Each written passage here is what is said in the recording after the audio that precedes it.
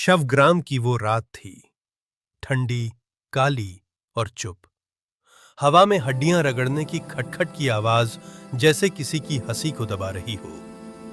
गांव के घरों में लाइटें बुझ चुकी थीं। सिर्फ एक घर में एक दिया जल रहा था, खून सिंह का घर। खून सिंह अकेला बैठा था। उसकी लाल आंखें दिए की लौ को घूर रही थीं। दिल में कुछ था, एक खालीपन जो बचपन से था। मां को कभी देखा नहीं। दादा हमेशा कहते थे, तेरा खून खास है बेटा, बहुत खास। उनकी आवाज में डर था या प्यार, खून सिंह कभी समझ नहीं पाया। अब दादा भी नहीं थे, सिर्फ वो नाम रह गया था, खून सिंह, जैसे कोई श्राप। दोस्तों की बात याद आई। वो हंसे थे। डरपोक है तू, नाम बड़ा रखा है, दिल छोटा। खून सिंह ने मुस्कुराया था बाहर से, पर अंदर कुछ टूटा था। वो नहीं चाहता था कि कोई उसे कमजोर समझे। वो खुद को भी नहीं समझाना चाहता था कि डरता है। जंगल में घुसते वक्त उसके कदम भारी थे। हर कदम पर लगा जैसे कोई उसके साथ चल रहा हो। पीछे मुड़ा, सिर्फ अंधेरा। फिर भी लगा जैसे कोई फुसफुसा रहा हो उसके कान में, मत जा, वापस चला जा। पर वो रुका नहीं। रुकना मतलब हारना था। हड्डी कूप के पास पहुंचा तो हवा रुक गई। सन्नाटा इतना कि उसकी अपनी सांसें तेज लगने लगीं। मुंडेर पर खून की बूंदें चमक रही थीं, ताजा, गर्म। खून सिंह ने हाथ बढ़ाया। उंगलियां छुई तो लगा जैसे कोई उसकी उंगलियों को चाट रहा हो। दिल जोर से धड़का। पहली बार डर लगा, सच्चा ठंडा डर। नीचे झांका, हड्डियां तैर रही थी, सफेद, चमकदार। और फिर वो आवाज आई, दादा की।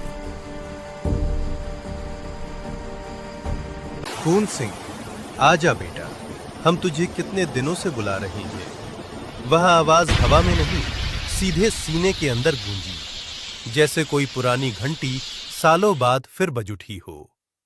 खून सिंह की आंखें नम हो गईं। डर था, हां, पर उससे कहीं ज्यादा एक गहरी, मीठी उदासी। जैसे बचपन में खोया हुआ कोई अपना अचानक सामने आ गया हो। गला रुध गया। उसने कांपते होठों से पुकारा, दादाजी, सचमुच आप? कंकाल धीरे धीरे ऊपर उठा। खोपड़ी पर मिट्टी की पतली परत चमकी, जैसे चांदनी में धुली हुई हो। खाली गड्ढों में कोई रोशनी नहीं थी। फिर भी खून सिंह को लगा कि दादा मुस्कुरा रहे हैं।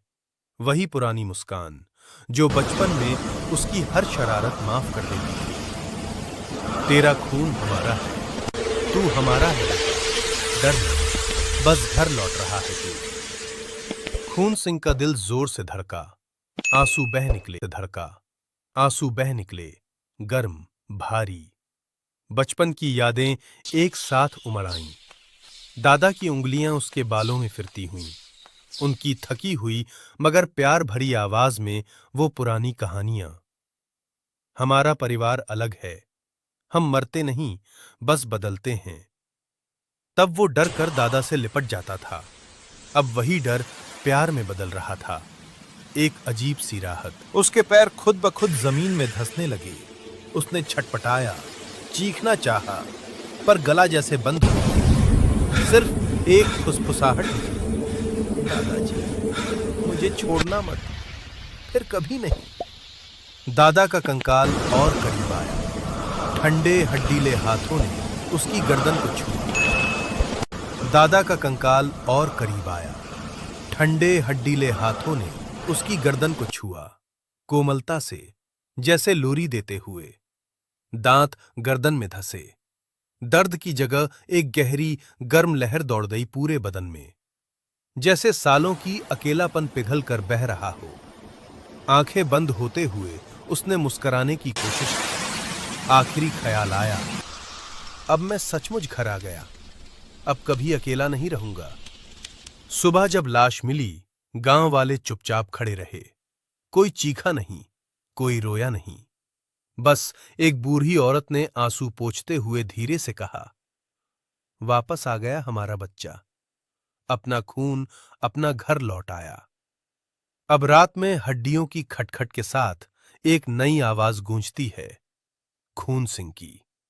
उदास नहीं, बल्कि भरी हुई एक गहरी तसल्ली से, जैसे कोई सालों बाद अपने पूरे परिवार से मिला हो। आओ, डरो मत, यह कोई अकेला नहीं रहता, यह सब अपने हैं, हमेशा के लिए। शवग्राम अब और भी चुप हो गया है, क्योंकि अब हर कोई जानता है, जो जाता है वो लौटकर अपनेपन की गर्माहट बांटने आता है, और उस बुलावे को ठुकराना नामुमकिन है, बहुत नामुमकिन।